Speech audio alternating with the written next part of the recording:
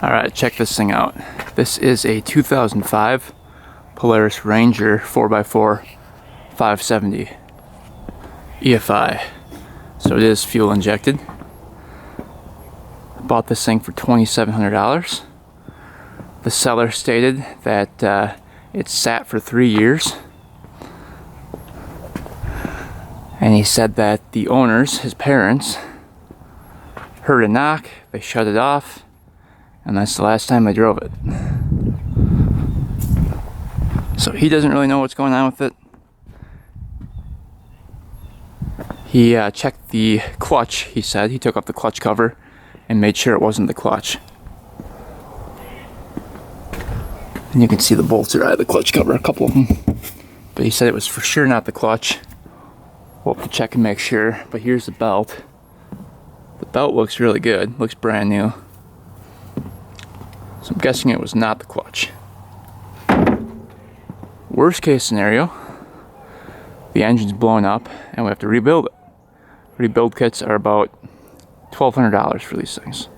That includes crank, cylinder, piston, rings, bearings, everything. It does not include the head though. So hopefully we don't have any head damage or valve damage. And I'm hoping it's going to be an easy fix and we can get this thing running. That would be the best case scenario. These things typically go for like $8,000, 7 to 8. So if we can get it running, it'd be a great deal. You can see the seats are pretty ripped up on it. I don't really know how that happens, but you can see all the seats down below here are ripped. Up here they're not, so I don't know if dogs laid across it and rip it up or what, but yeah, you can see it's just all ripped up there. I don't know how many miles are on it. The battery did not come with it, so you turn the key, nothing happens. And the guy didn't know how many miles either, so it should be interesting to see. I don't know if the lights work. I don't know if anything else works on this thing. All I know is what the seller told me. So yeah, here's right here for private ATV, UTV, agricultural, non-expiring stickers. Don't know what happened here either. Looks like one of the lights is broken out back here. Must have hit something. But it doesn't look too bad. It's got the windshield, a little mirror up there. It's got a little back windshield here.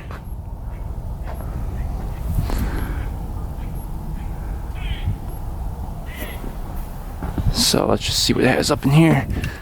So the gauge on this one is right in front. Lights right here. And this is four-wheel drive switch right there. The steering looks like it's adjustable. You got the key right here, little cup holder.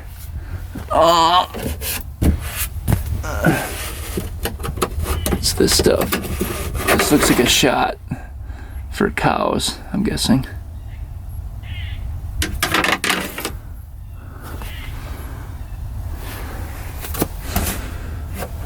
Brake, throttle. Does this have a parking brake? Yep. So we've got high, low, neutral, reverse, and parking. Right there.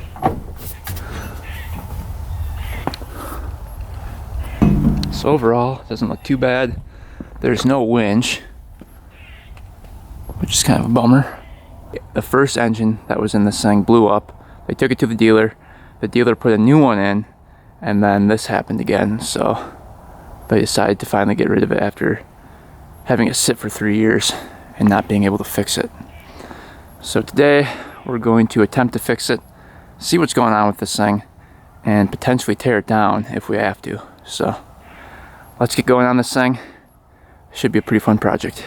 I also picked up this bike right here and another project, sport quad, you'll see in future videos.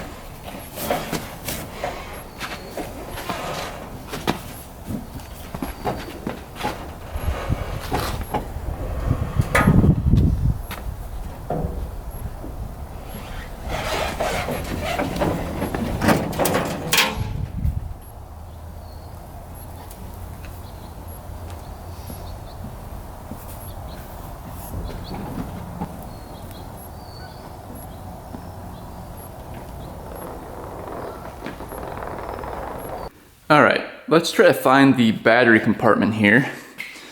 I'm guessing it is either underneath here or possibly in the back.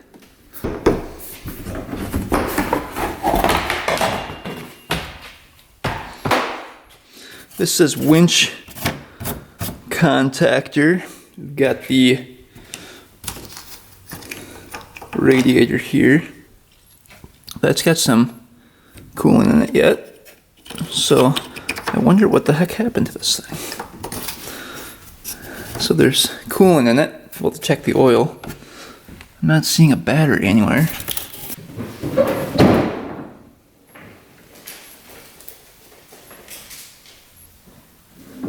Polaris did one thing right. They made the engine super accessible. You have to take off any of the seats. It's right out in the open right here. There it is. Dipstick's right down here, if you guys can see it. Get that off. See if there's any oil in it.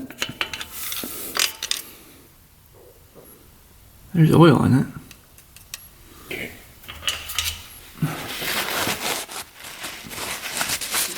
I don't see any metallic flakes. And it's filled. I guess it is a little bit low, you can see. About up to the first mark. But it's not extremely low.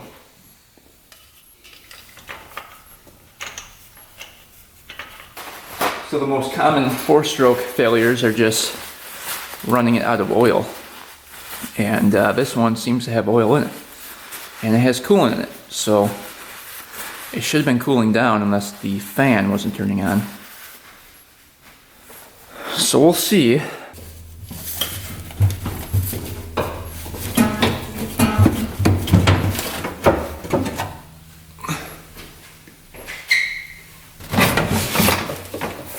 Oh, there we go.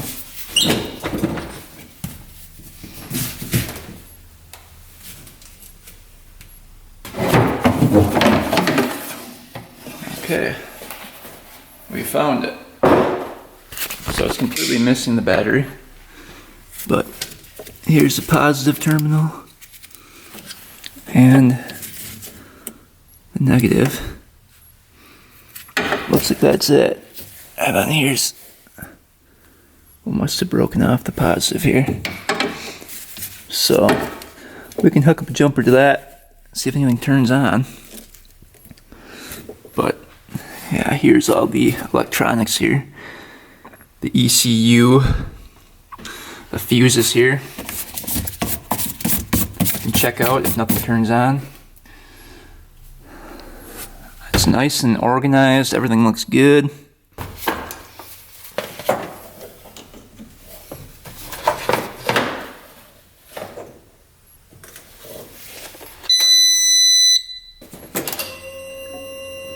Everything's lighting up.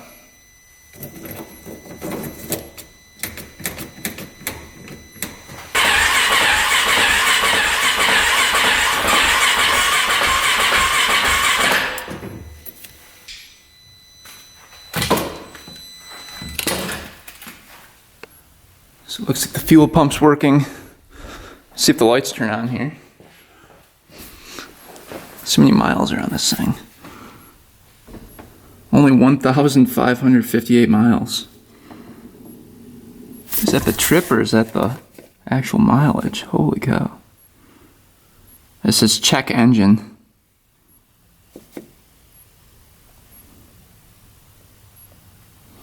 Oh, maybe there's more. It looks like maybe 11,386 miles. Holy cow, that's pretty high.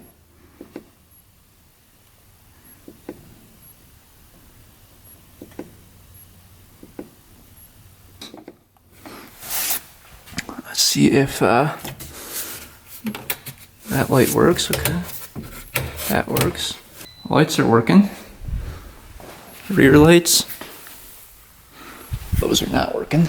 Looks like the brights work, everything works on it. Let's crank this thing over.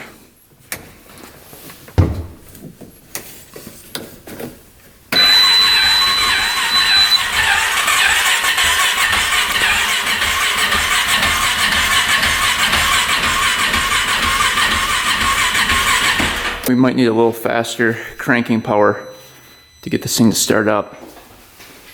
Let's see if we can fire it up here for a brief second just to hear what it sounds like.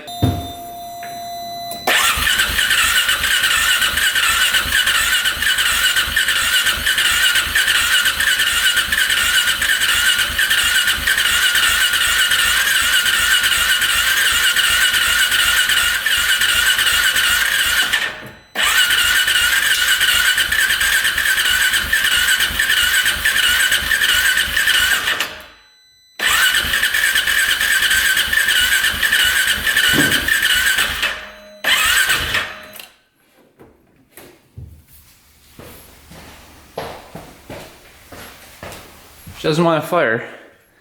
You can hear it's trying to, but just doesn't want to go.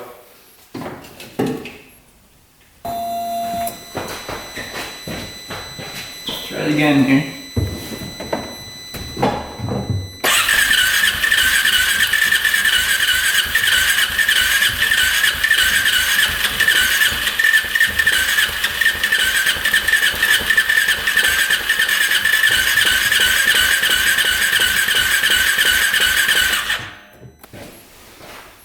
Engine sounds pretty good turning over, just does not want to fire. We're going to check out the air filter first, make sure there's no mice living in there.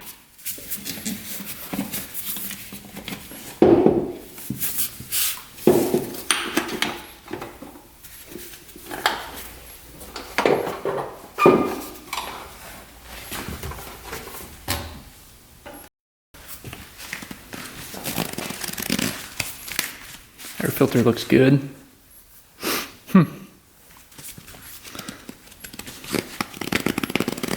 Yeah, nothing. No excessive dirt in there or anything.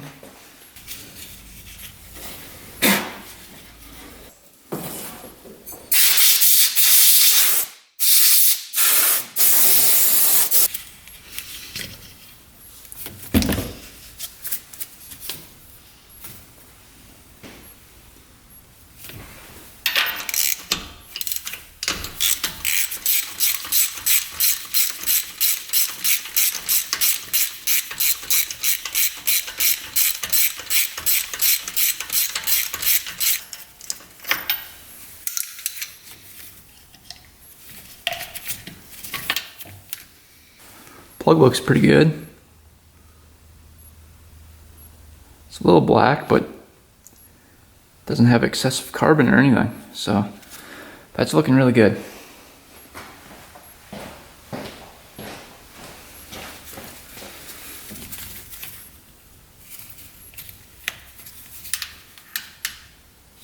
See if we get any spark.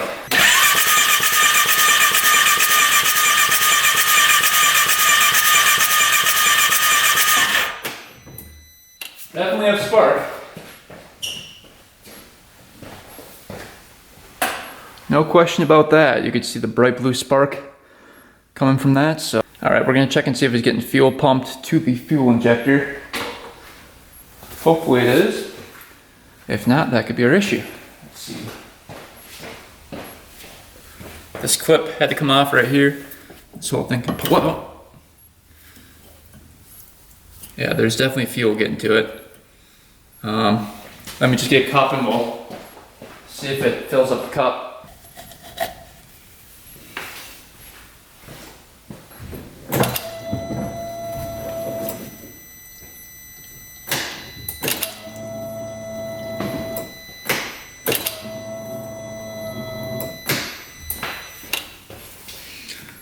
Yeah, you can see the pump is working great.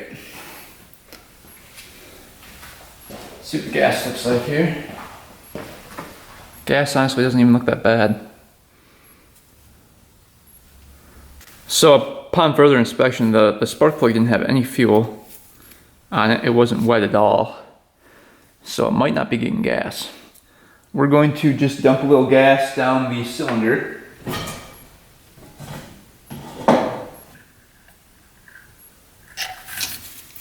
A little bit on the plug here.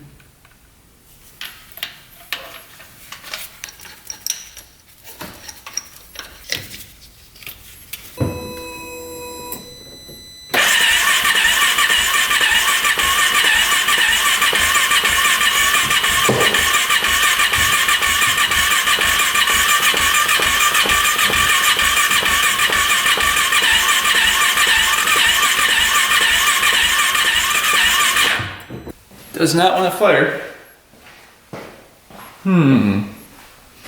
It's gotta be low compression.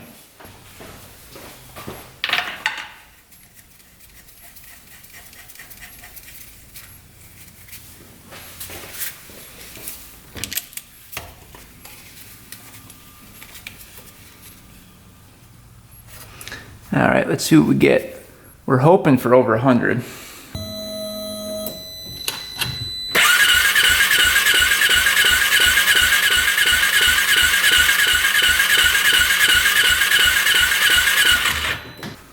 Oh.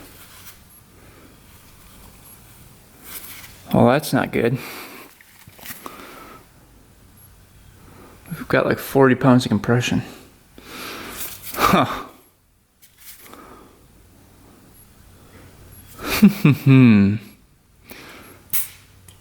Let's try that again. That can't be right, can it?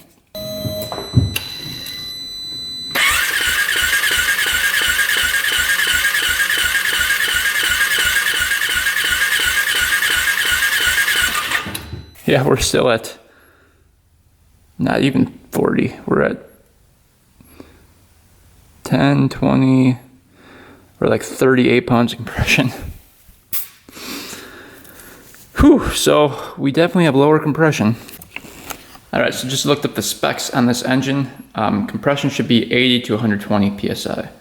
So we are definitely low. This thing has a decompression mechanism, but that's still low with the decompression mechanism. It should not have 35.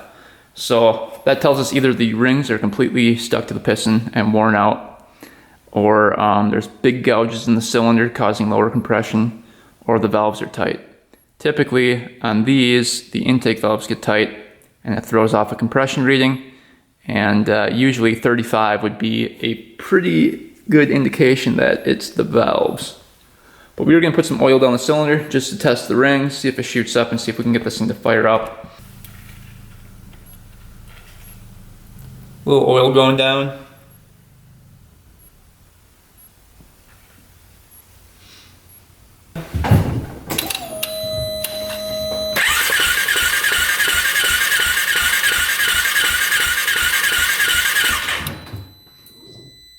So it stayed right at 35, so we kind of know it's the valves and probably not the rings. All right, let's start by getting this valve cover off.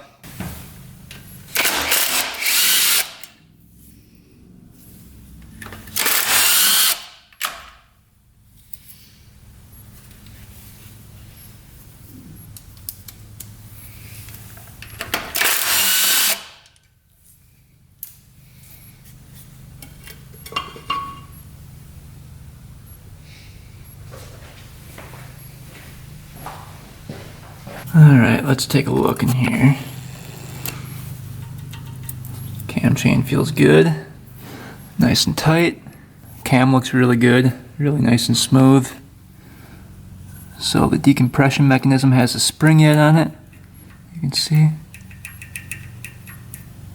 So that's working. Yeah, it's looking pretty good in here.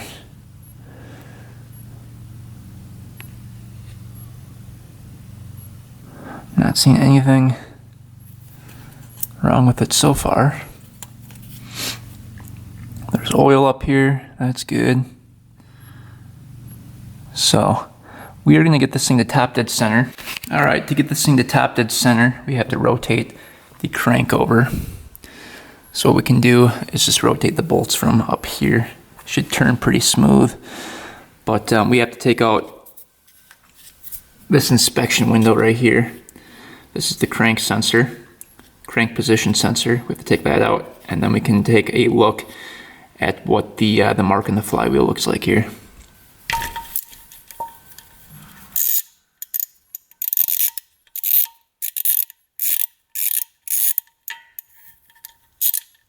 And these 570s actually have buckets that are different shim sizes. They don't actually have shims. At least not on the intake, which is really weird. I don't like that design. So you have to buy separate buckets that are different sizes. So we're gonna check that out today too.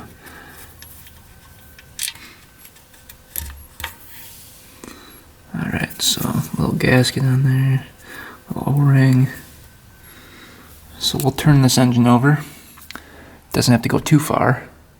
And we're gonna look for the timing mark right through there.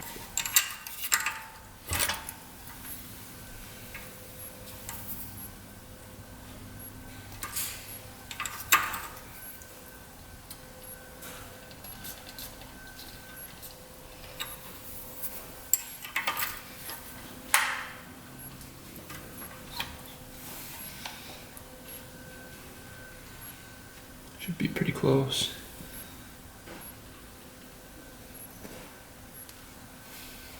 See if we can see the timing mark in here. Might be better without the flashlight. So there's actually like a little V. See that thing? It's like a little triangle V thing that needs to be lined up with the bolt hole right here. So the piston will be all the way at the top of the cylinder. You can see the top of the piston right there. And then your cam lobes are going to be pointing out away from each other. And as you can see, they're both pointing towards the side away from each other. So we are at top dead center. So let's get our feeler gauge out and check these valves. I'm guessing the intake side over here is going to be tight. All right, specs for the intake valve are going to be 0.004 inches to 0.008 inches. We're going to check them at 0.006, which is the middle, and then there's plus or minus 0.002 for each side. So the exhaust is going to be 0.006 to 0.01. Let's test these out. See if that can fit in the intake. If it can't, we'll go down to the lowest setting possible. And this one is tight. Doesn't slide through. That one is tight. We're going to go down to 0.005. Tight. That one's tight. We're going to go down to 0.003 now. We'll jump down, see if that one slides through. Tight. Tight. So it looks like the intake valves are going to be tight. Yeah, that's tight. Really tight. So exhaust valves, we'll go right to 0.008 here. Let's see what those are at. Yeah, those slide in. This one's a little tight. That exhaust valve's tight too. Let's drop down to 0.007. Yep, that's tight. 0.006. That's tight. 0.005. That one slides in. So on the right exhaust valve, it's about 3 thousandths off. On the left one, that one's good.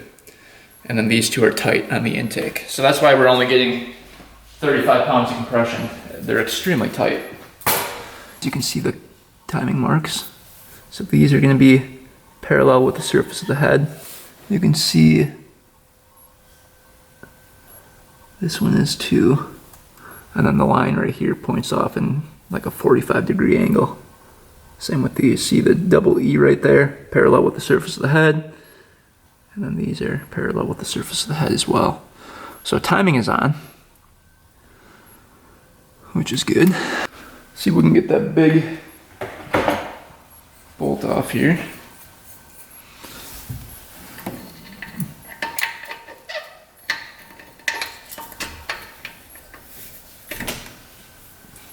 It's coming.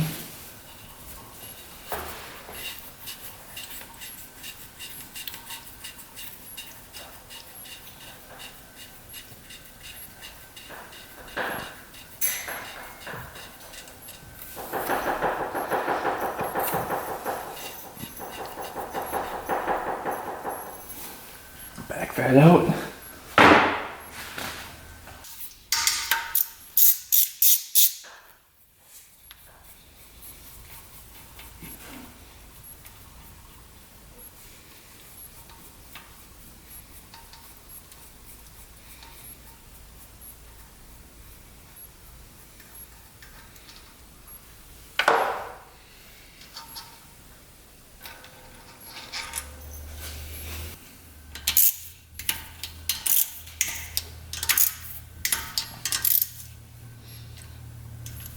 We could probably actually just take, yeah, this whole thing has to come out.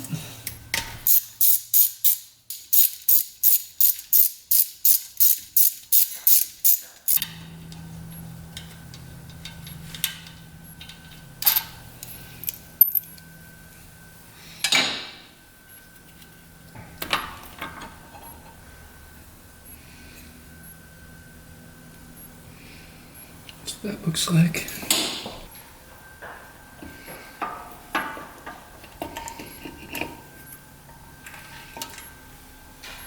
That. As you can see, the intake cam looks perfect. Lobes are perfect on there. Sprocket's perfect.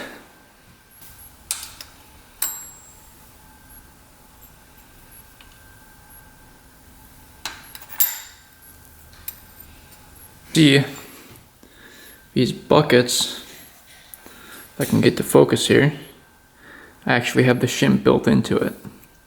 So you can't take that shim out and just replace a shim, you have to replace the whole bucket.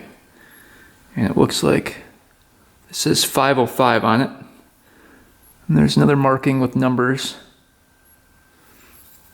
And this one says 495. So you see here. See that? So what we're gonna do, just for fun, before we go and order up new ones, is just grind down that valve a little bit with the Dremel tool and see if we can get this to at least open up these valves a little bit so we can get this thing to start.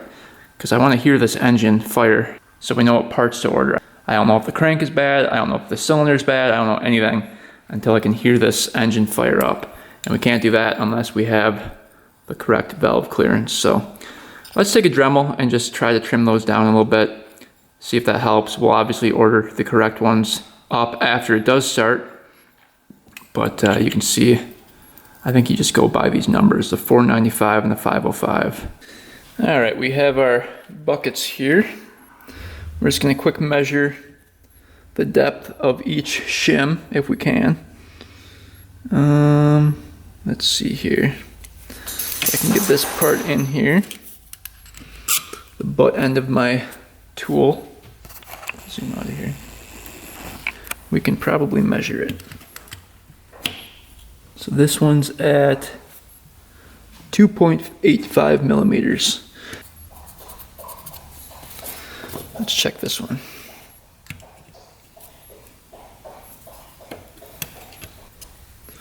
2.89 millimeters.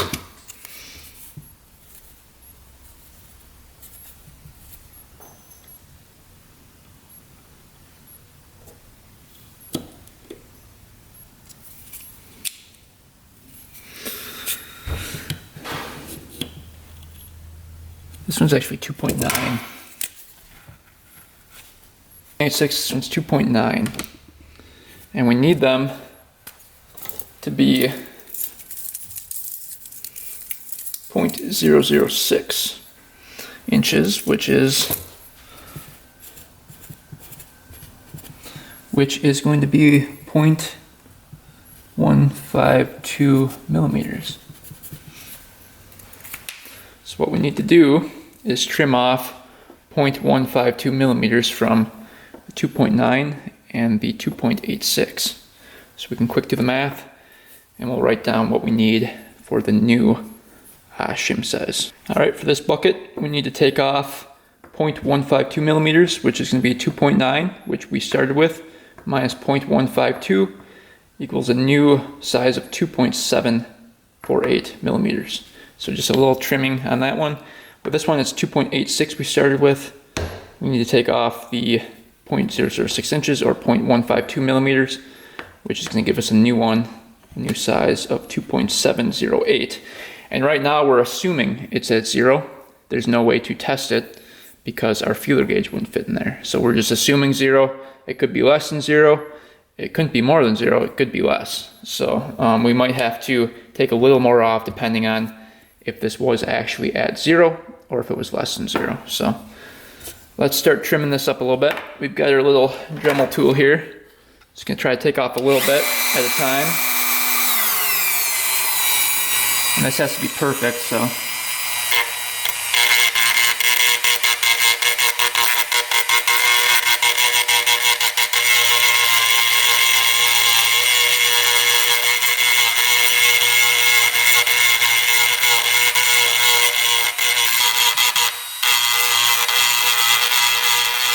.84, so we have to go about another 10,000ths of an inch. We're at 2.74, 2.73, and we need to be at 2.748, so we're gonna leave that one right there. We'll clean that all out, get all that dust out of there, and move on to the next one. All right, we just cleaned this one out. This one is right at 2.70, which is what we needed to be at. All right, we got the buckets back in. Quick check the clearances. We're at 0.005 inches on the feeler gauge right now. You can see that one slides right in. This one seems a little bit tighter, but it does slide in. So both of those are set right in the middle of the range. All right, now that the valves are adjusted, I'm curious to see what compression's at. So let's see if compression went up at all.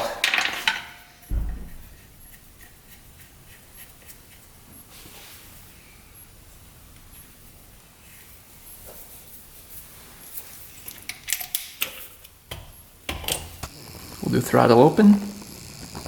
We're looking for 80 to 120.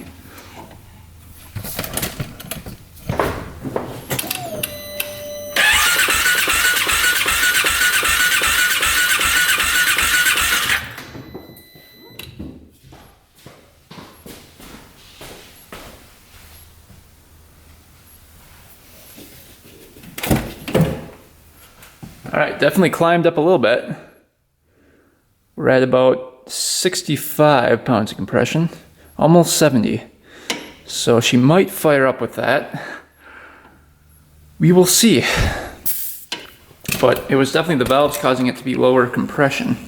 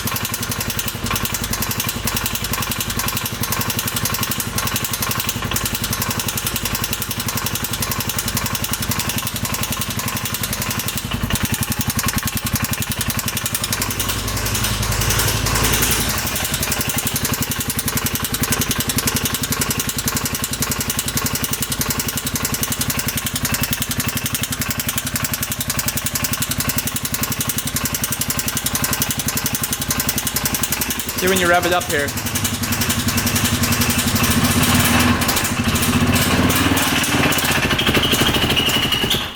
Ooh. Yeah, you can hear like a screeching sound. So there's definitely a knock. I was hoping there wouldn't be. But we got to fire up, so the valves were a little bit off.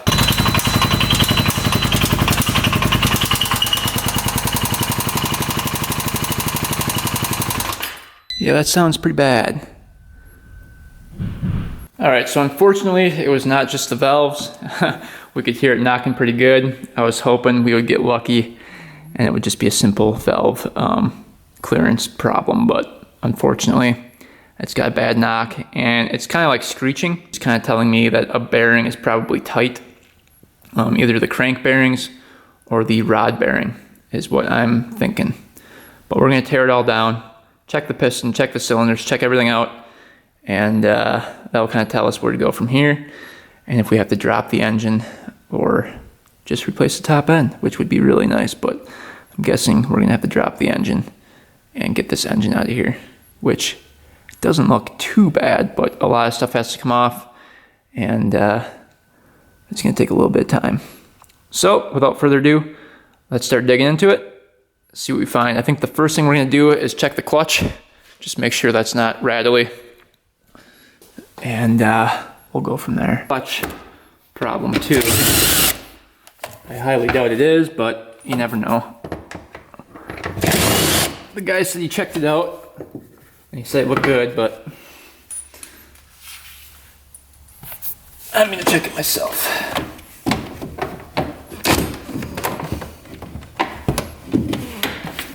That grease fitting in the way. There we go.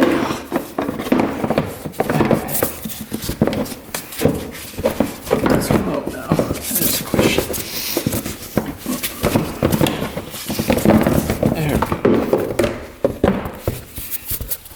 Cover looks good.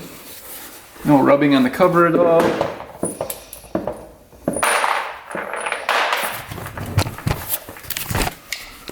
Alright, clutch looks pretty decent.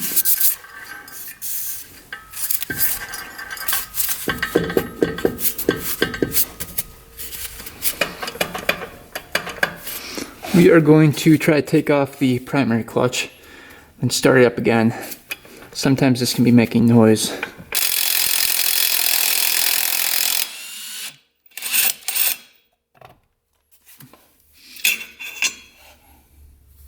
That's what that bolt looks like. Whew, smells bad.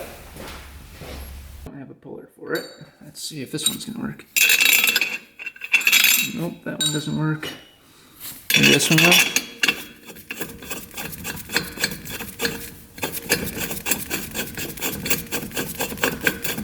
Looks like that one's working. It will.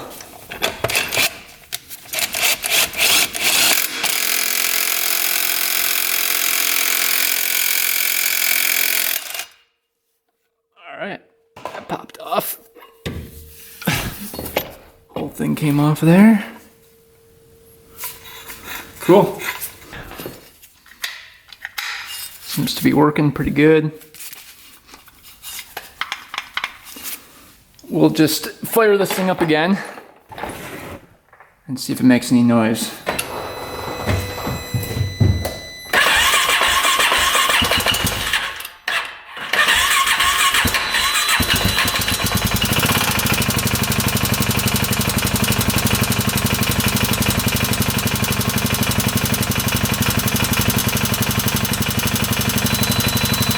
Don't make the knocking noise.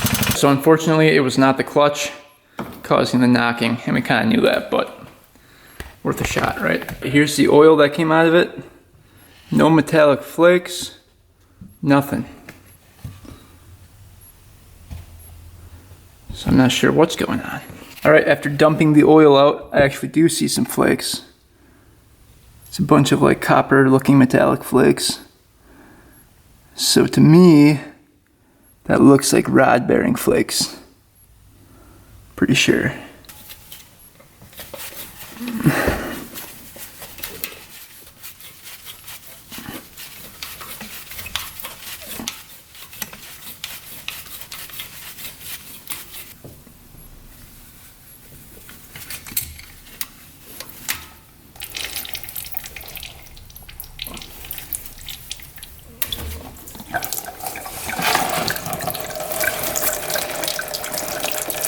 Like I said, making a mess. We're catching most of it. Alright, now we can start tearing into the engine. This off there.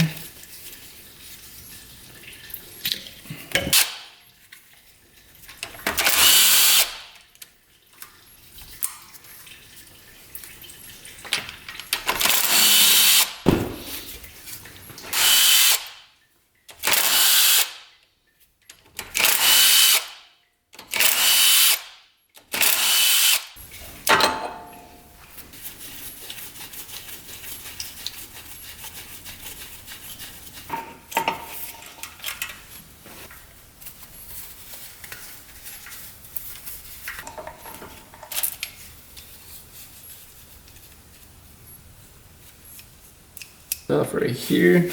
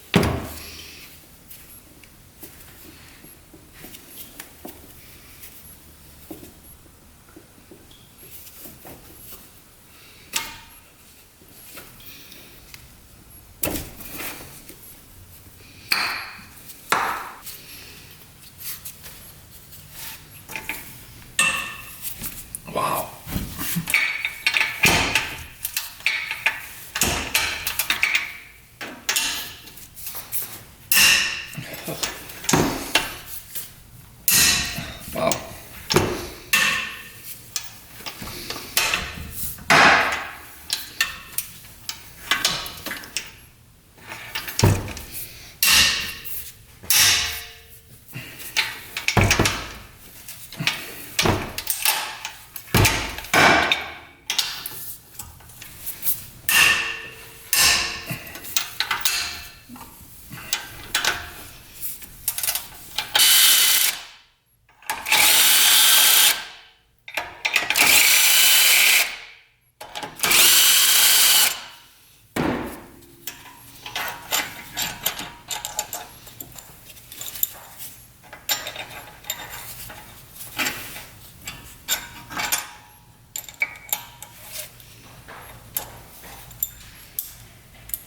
Oh, they can't come off. It's kind of nice.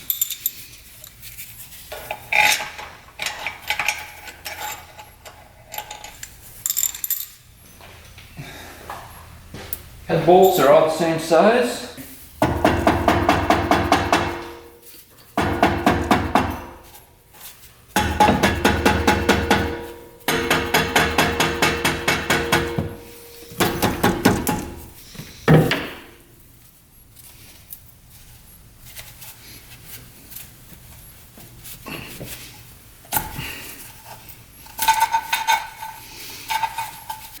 Alright, so I broke my Allen trying to get the head off of here, or the pipe off the head I should say. So the head's coming off with the whole pipe, the whole header pipe, and we're gonna probably cut those off if we can. So this is all coming off here. Okay.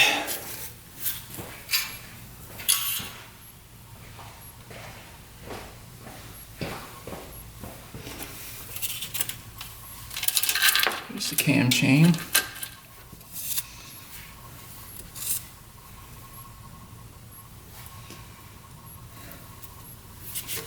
Head gasket looked good.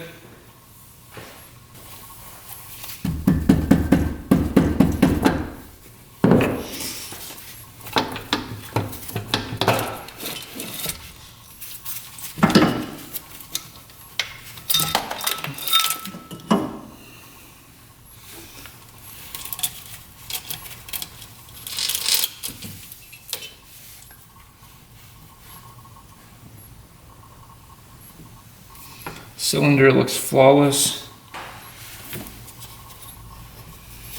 Piston rings are clear. They're open.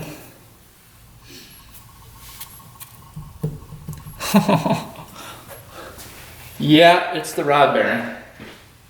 Woo. He has a lot of play in there.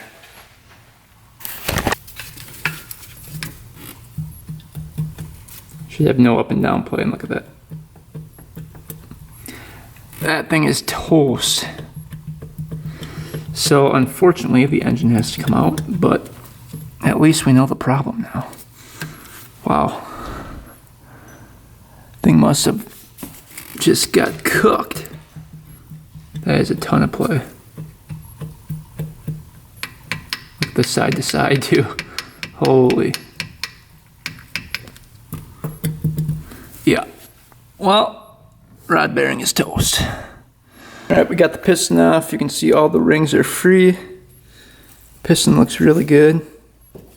Just a little carbon buildup here. But everything looks good. And then cylinder, absolutely zero scratches on the cylinder. Cams look great. No damage to the cams at all.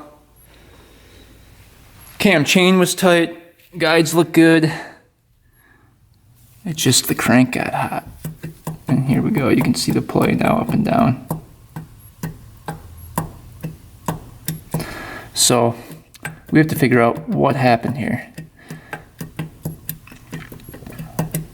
Either the oil pump went out, they ran it out on oil, or maybe the water pump went out, like our last UTV, the Odes. So, let's quick pop open the water pump area and just see if that impeller's spinning. Alright, we're taking off this cover right here. Hopefully you guys can see it.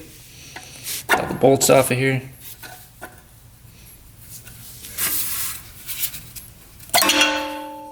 There we go. Looks good inside here, no corrosion or anything. Let's see if the impeller spins here with the crank. Just twist the, yep, impeller spinning. Yep. So impeller is working, if you guys could see that. So it wasn't the water pump that went. All right, here's the head. Here are the bolts that were stuck. This one came out, but these two were on there. You can see the broken Allen. So we're gonna have to probably cut these out, at least the two right here, or drill them out. The head looks amazing though. Everything looks good in the head. Valves look good. Surface of the head looks good, no cracking. So I'm really happy the head is in good shape here. No imperfections at all on the head that I can see.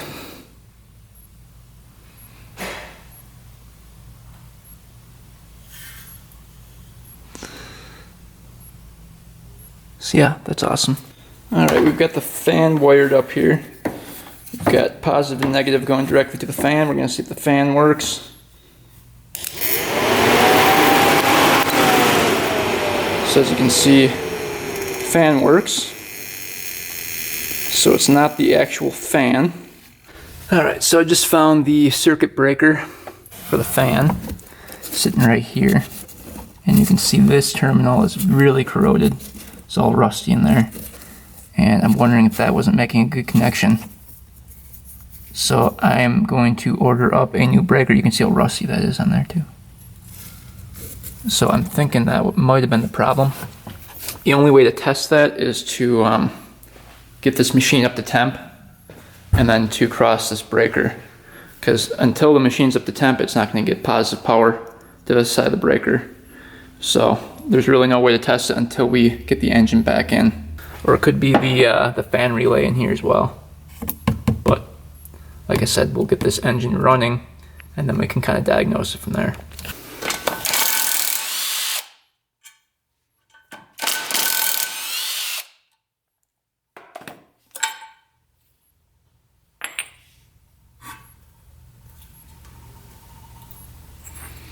Thermostat housing.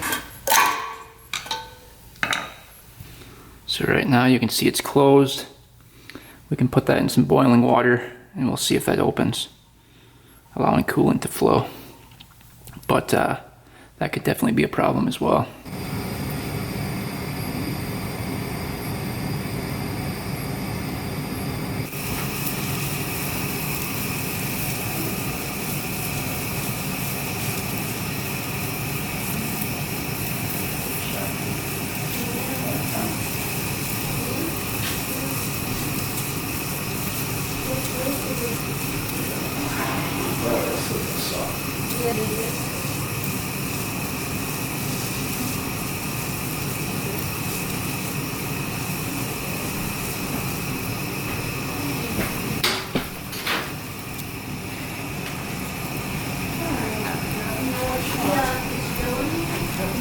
Alright, so as you can see, the thermostat was working.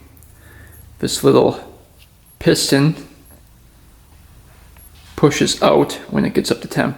And we put this thing in boiling water and you can see it pushing out. And then this little pocket right here opens and allows coolant to flow through. So it was not the thermostat that caused the problem. It's something else. And it's definitely not the fan. The fan works when we put power to it. So now it's either the fan relay or the fan breaker, which is right here, or the oil pump that failed. So we're gonna have to check that out once we get the engine out of the frame, but that's gonna be next video. So hopefully you guys enjoyed the little video on the 2015 Polaris 570. I've never worked on one of these before, but we had high hopes going into it, thinking maybe it was a Small issue, but turned out to be a pretty big issue with that rod knock. I thought for sure adjusting those valves was going to fix their problem, which it did. It started, but then we heard the rod knock, and that was bad. So we'll get the engine out next video, check over the transmission, check over the engine, get this thing rebuilt, and hopefully we'll have a running and driving machine by the end of the video. So thanks for watching, guys. Thanks for subscribing.